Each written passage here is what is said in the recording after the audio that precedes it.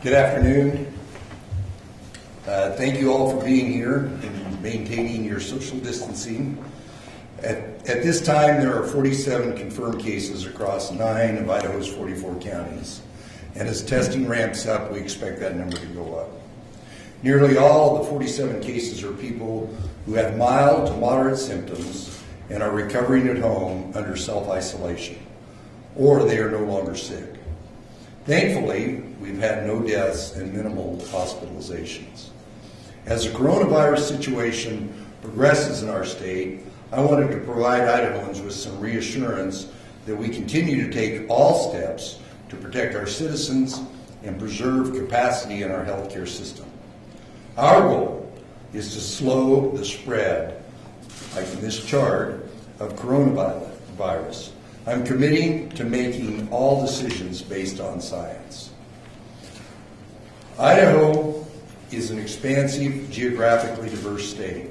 Science and common sense tell us that planning and response efforts in one part of the state may not be the best approach in another part of the state.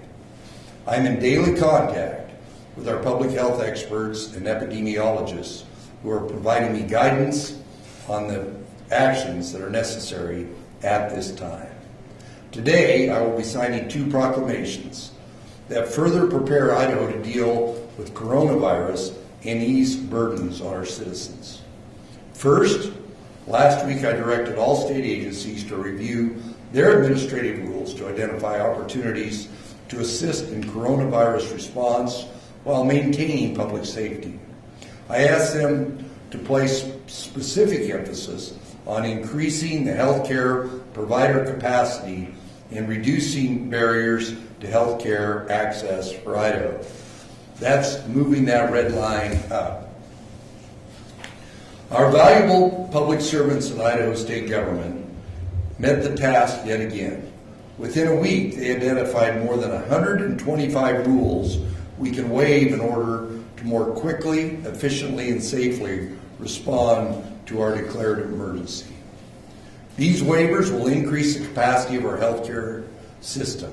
For example, we broaden the use of telehealth and removing barriers on out-of-state providers treating Idaho patients through telehealth technology. We are streamlining the licensure of nurses and physicians, allowing inactive or retired providers to come back into the profession more quickly and easily. We are removing restrictions so that physician assistants can be fully engaged as part of the medical team. These waivers will also enhance the care of Idaho patients. For example, we are ensuring each Idahoan can access their chronic medications, such as those for diabetes, by existing emergency refill to up to 90 days for existing medications. Also, Medicaid has suspended co-pay requirements to alleviate financial burdens for patients during this emergency. Second, we're extending the state tax filing deadline and state tax payment deadline by 60 days. Idaho citizens and businesses now have until June 15, 2020 to file their state income taxes and make any state tax payments.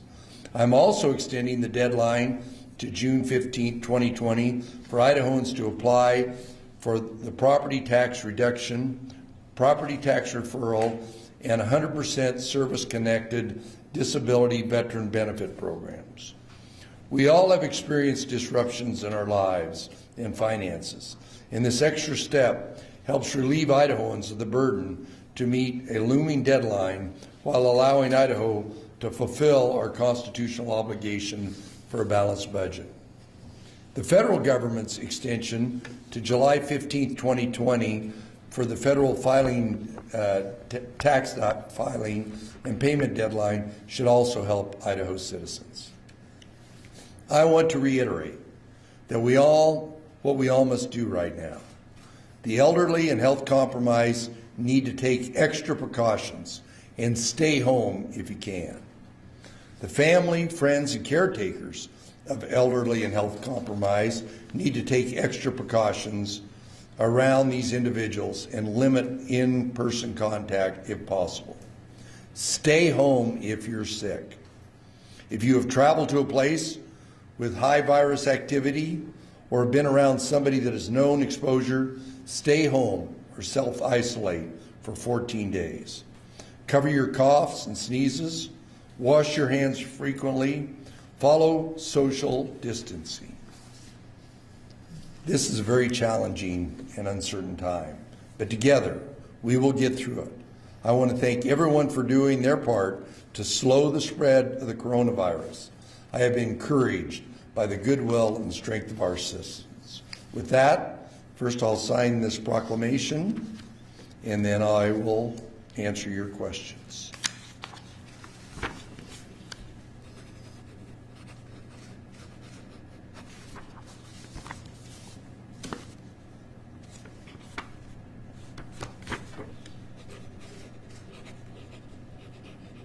Okay.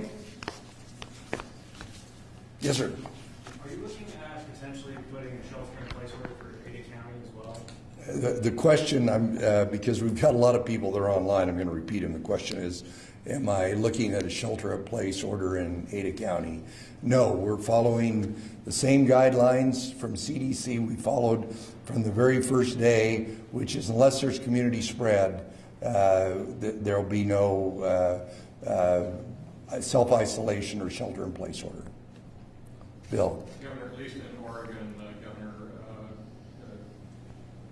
halted eviction of renters for a period of time. Have you considered doing that? The question is, at least in Oregon, I think, they ordered a halt on evictions. We're looking at it. We're looking at it. And besides that, we're also looking at utilities, late payments on utilities. We're working with the utility providers and anything we can do to ameliorate the stress, particularly on people that are just recently unemployed. Our unemployment numbers or sign up last week, as one would expect, went way up, and the Department of Labor is working feverishly to, on a timely basis, provide those benefits. Yes. Many cities throughout the state are at different levels of isolation. Can you explain again why the state isn't stepping in to make it standard throughout all the state and why, and the thinking behind it? Well, the question is the fact that some cities have got one criteria and another a city has another criteria. Well, it's relative to what I talked about a little bit. Is that there's areas of the state where they're a long ways away from where there's been any community spread, but we still want all these precautions to be taken. Social distancing, no groups of more than 10. That's doing the right thing is the right thing to do.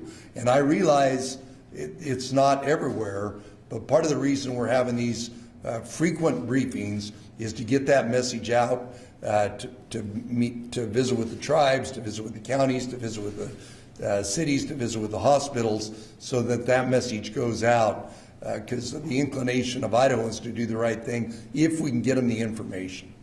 Could I ask a question about Yes. think you talked a little bit about this during the a week and a half ago during when the health emergency declaration was first signed. Comparing coronavirus with the flu. I mean, on the flu nationwide this year, I think there have been something in the neighborhood of 38 million illnesses, 390,000 hospitalizations, 28,000 deaths. Those numbers vastly exceed anything we've seen so far from the coronavirus, but nobody ever considered taking the steps that we're taking with coronavirus. Why is that? Why is coronavirus so Dr. Hahn, can you encapsulate that long question? Yeah. So the question is a great one, a very important one, which is comparing coronavirus to influenza, which causes many illnesses and deaths every year. Well, a couple of answers to that. First of all, you probably know, those of us in public health do every year take that very seriously, urge people to get vaccinations. And try to remind people how serious it can be. And of course, all the measures we're recommending, we really should be doing for flu every year. But this has caught our attention for, I'd say, two main reasons. One is hospitals, because influenza to a certain extent is predictable. It hits every year. Yeah, there's a range in cases and a range in how many get hospitalized, but it's somewhat predictable that it's going to hit every year. Hospitals are ready for flu. You know, they gear up for it. They've got the staff. They can handle influenza, all but our very worst seasons where they're strained. But this is something that they've already got the infrastructure to deal with. So the reason coronavirus is different is that it's adding on top of influenza and other problems.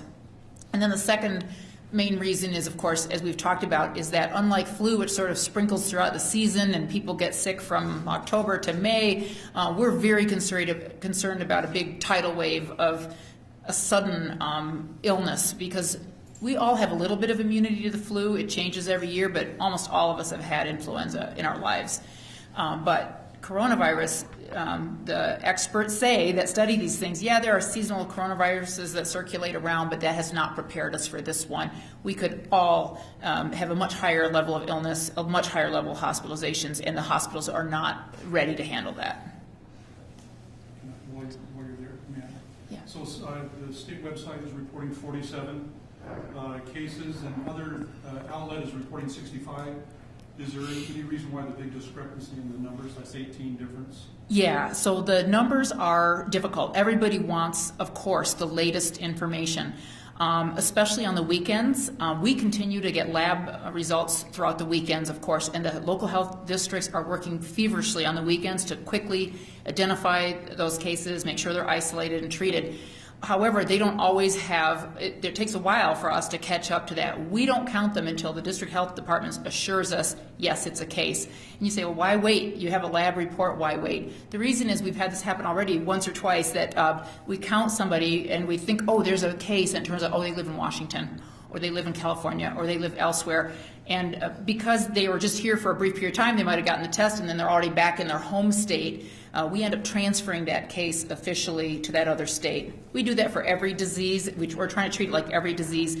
We tend to count people where they really live. But it is, I agree, it's somewhat confusing, but what I would say is that if you're looking for local information, how are things going in Blaine County, how are things going in Health District 5, go on their website, they'll tell you what they know. If you need a statewide picture, we'll tell you what we know, knowing we might be a little behind them, but we are waiting until we get that official report from them. Usually it's less than a day. I mean, I know there's we can get out of sync a little bit on the weekends. I think especially Monday mornings when people come back to their office, you see that discrepancy, but we catch up.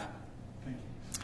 I wanted to ask you about, since social distancing is a major topic, I'm still seeing crowds gather, like hot springs and at parks. What would be your guidelines for that to people in the state? Right. So as the governor emphasized, we are, although different local communities have put into different levels of whether it's ordinances or just strong recommendations, signage, our recommendation is the same throughout the state, which is that people should be distancing themselves. People who are vulnerable should be staying home. And it's not always easy, and we understand that. And people are trying to figure it out. Over the weekend, my friends and I, we run together and we were trying to run at a new distance, but still get out and enjoy the outdoors. I think it's a challenge. I think we're all adjusting, but we do recommend that people try to stay 6 feet apart if possible. In your home, it's obviously not always possible. In other work environments, it's not always possible. But our recommendation is for everybody to be doing these measures in every setting. I know this has been repeated over, but maybe the people that are ignoring it, maybe just explain why is that a big deal? Why should we do it? And how can I be at a risk if I'm standing closer than 6 feet? Right. I think the important thing for people to remember is, number one, you might feel like you're healthy and you aren't going to have a bad outcome. Oh, if I get this virus, I hear that I'll be fine. I'm young, I'm healthy. But just remember that if you carry this home to your loved one, who maybe you have a grandma who isn't so healthy, or maybe you have a close friend who has a heart condition or a lung condition, you don't want to be that person that brings them that illness. So think of them. This is a very contagious virus. We've talked about that before. It's more contagious than the flu. The average person that gets sick with this infects 2 other people. So we have to take it seriously. It's catchy, and you don't want to be that one to bring that to your loved one. There's been a shortage of personal protective equipment in states like Washington and New York. Are Idaho hospitals prepared in terms of their stockpiles of personal protective equipment for medical workers? Right. I'll take a stab at that. We have someone else in the room. Dr. Elke Shawtalek is here also, might have some more to say if you want more details. But really, we know that the hospitals are looking for more personal protective equipment. They have enough for now, but we also have received the federal stockpile, which we have started to ship out to some healthcare providers and facilities that have indicated they are running low. So to our knowledge, no facility has had to go without, but we are certainly working very closely to keep that way, that they are not going without.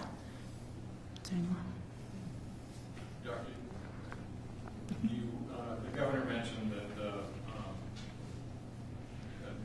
very small number of the people who have confirmed cases have been hospitalized. I think last week you mentioned that 2 had been. What's the latest? Yeah, so we're aware now of at least 4 of them that have been hospitalized. However, we are also working to increase our awareness of that, because we know that potentially there could be more people hospitalized. We need to keep good tabs on that. That's how we're going to know when the hospitals are starting to get overwhelmed, if we start seeing more and more people hospitalized. So we are working with our Idaho Health Data Exchange to get better situational awareness of how many people are currently in the hospital at any one time. Our epidemiologists do interviews. They know the patient's initially hospitalized, but they're not checking in every day necessarily with somebody who's in the hospital. We need to know when those people are leaving, getting discharged, hopefully back to their home, so we have a better awareness of that. So any of the people that have confirmed cases so far, have they all been tested by going to their primary care doctor, or are there people showing up in the hospital who are sick and saying, what is this? It's both. It's both. Definitely some people are getting through these drive-through testing clinics. They're detecting some patients. Some are being tested by their regular doctor, and some are showing up in the emergency department. Yeah. Question from the Associated Press. Of the cases in Blaine County, some are among healthcare workers, including 2 ER doctors. Is there concern that more healthcare workers in that region may be carrying the virus without symptoms? Have all of the potential exposed co-workers been tested, or are they working while waiting to see if they develop symptoms?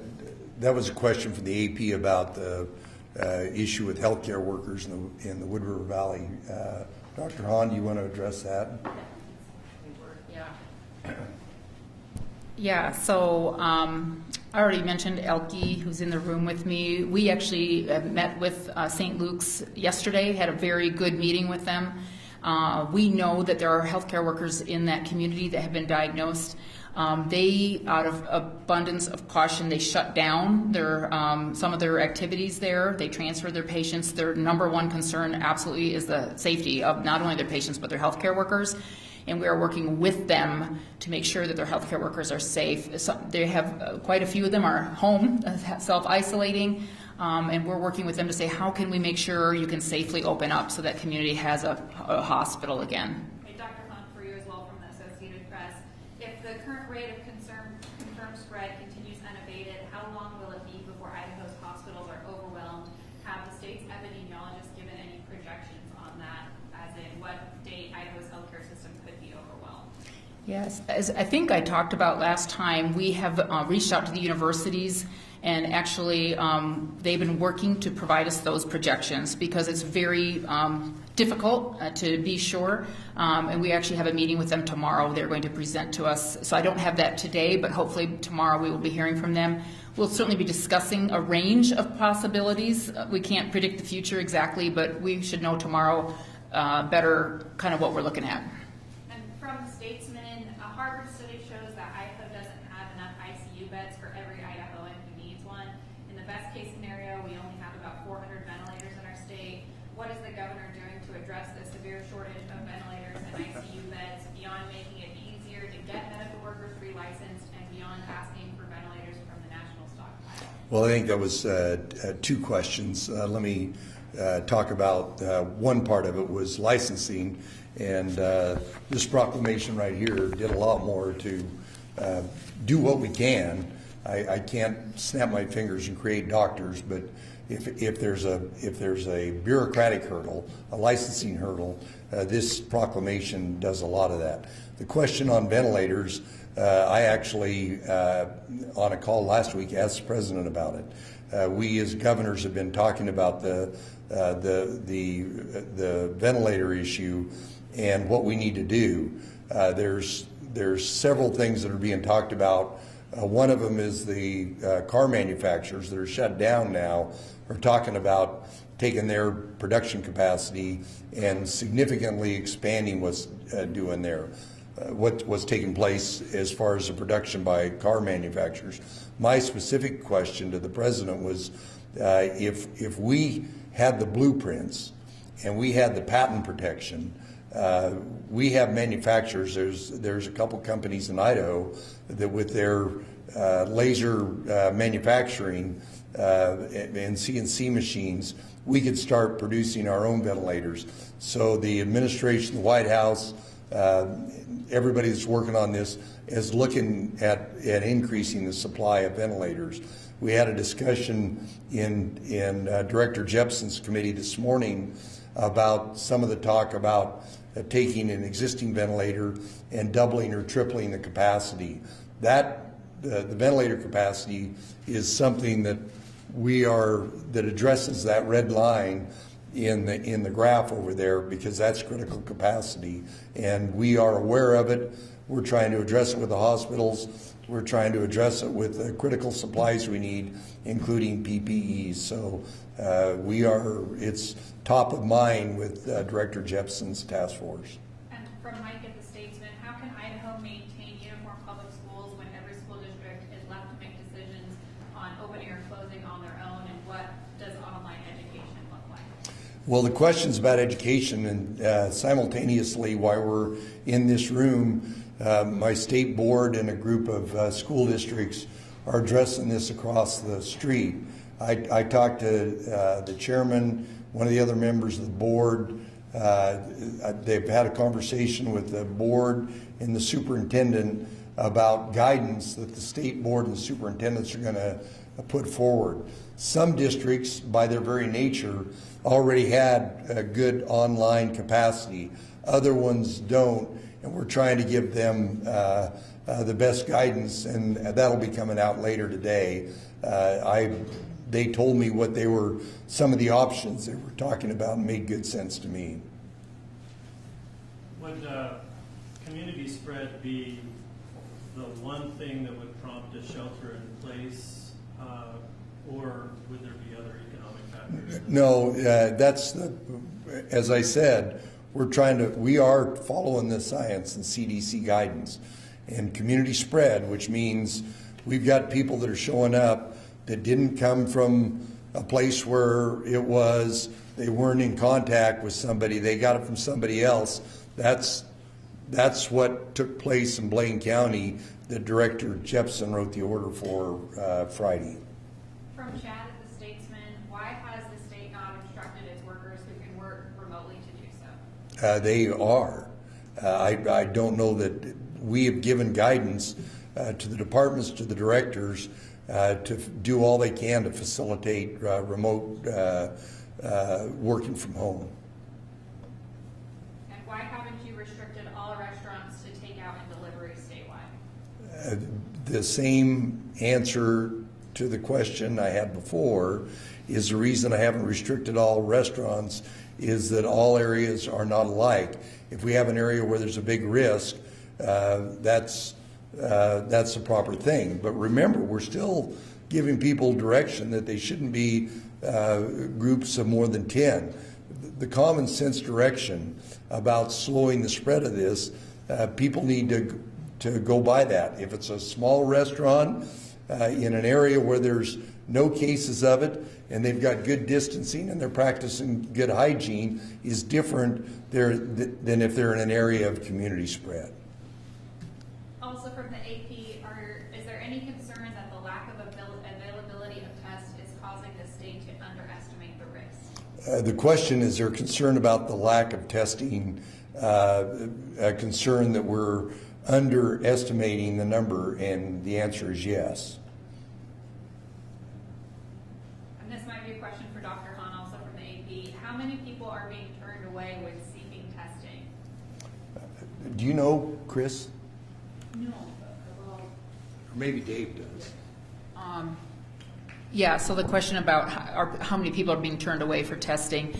We did just hear this morning in Director Jepson's working group and the governor's working group that at some of the drive-through clinics, they're saying they're only testing about 1 in 10 of the people seeking testing, but some of that is due to the criteria for testing. So if people are coming up and they're just worried, but they're asymptomatic, they're not being tested, but that doesn't mean that they should get tested. So it's a complicated question.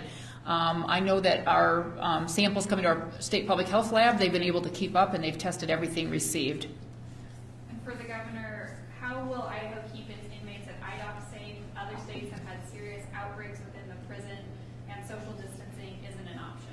Well, let me go back to the question before that Chris did a great job of answering, but the criteria for who gets tested is relative to our capacity. We have limited capacity in the state, even though it's gone way up from what it was before, and it increased again this week. But now that we've got private labs, the people that could be tested, that number is going to get bigger. And so we are trying to stop the spread of this, and so that's why we had a narrow testing hurdle, and that's going to change. The question about corrections. We did basically a closure of our facilities 2 weeks ago, and so as we saw this coming, so we saw what we're taking in other states. We're taking a lot of precautions in our corrections area, but we always do. The flu, it should not be a surprise to somebody that your corrections population is not the most healthy population in the world. Our Department of Corrections, they look at this every year. This is obviously a heightened risk, and so they've changed their criteria that are there today. To piggyback off that question, would the state consider releasing any prisoners to help avoid community? We are looking at all options about what we need to do. We've already, with the court system, with the counties, there's already practices that are taking place about we don't want to rapidly increase our incarceration rate because we want to maintain the safety of our communities and our population. One more? No more. Thank you very much. Stay safe. Thank you, Governor.